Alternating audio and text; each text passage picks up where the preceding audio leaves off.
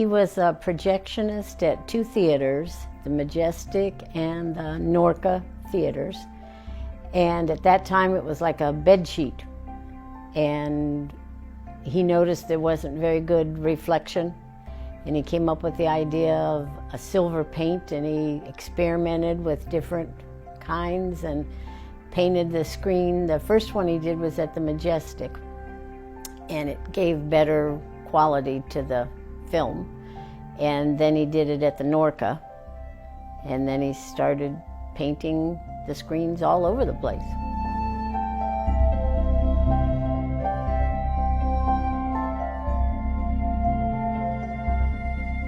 Fox, Warner Brothers, MGM, they all picked up on it. He knew a lot of he would travel a lot. He went to Hollywood often. He knew a lot of the early actors and actresses, hanging out with them. At the end of his life, when TV came in and VCRs, it affected the movie industry greatly. And at the end of his life, he was experimenting with the roll-up awnings for camping. He had a Airstream trailer. He has the third production of the Airstream trailer. He liked the concept of it, and he was someplace out west. He went out there to the factory and talked to the guy, and it gave him the idea of the silver coating. He said, "I got something you can put on that trailer that's going to make it last for a long time." The Airstream silver trailers from him. But he was doing the roll-up canopy stuff. He was experimenting with different kinds of plastic to see which ones would take the weather better. And then now they have those roll-up canopies everywhere. If he'd lived longer, he probably would have been in on that industry too.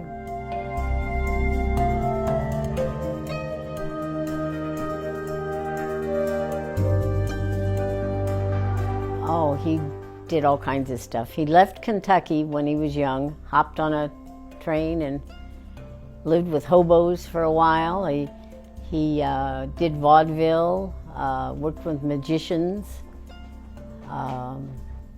He invented some kind of a foot powder that he went door to door. He was just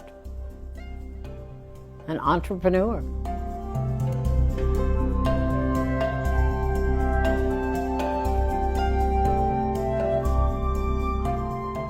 Well, as the movie industry changed, he saw needs for stuff and created it. When the talkies came out, they had a problem with the muffled sound from the speakers behind the screens, so he poked little holes in the screens.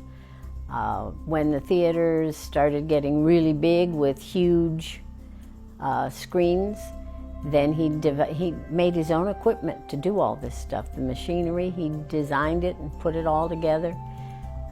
He bought a boathouse that used to be next door here because he needed a large room to spread out these screens. They started doing them instead of cloth, they started doing them with a vinyl.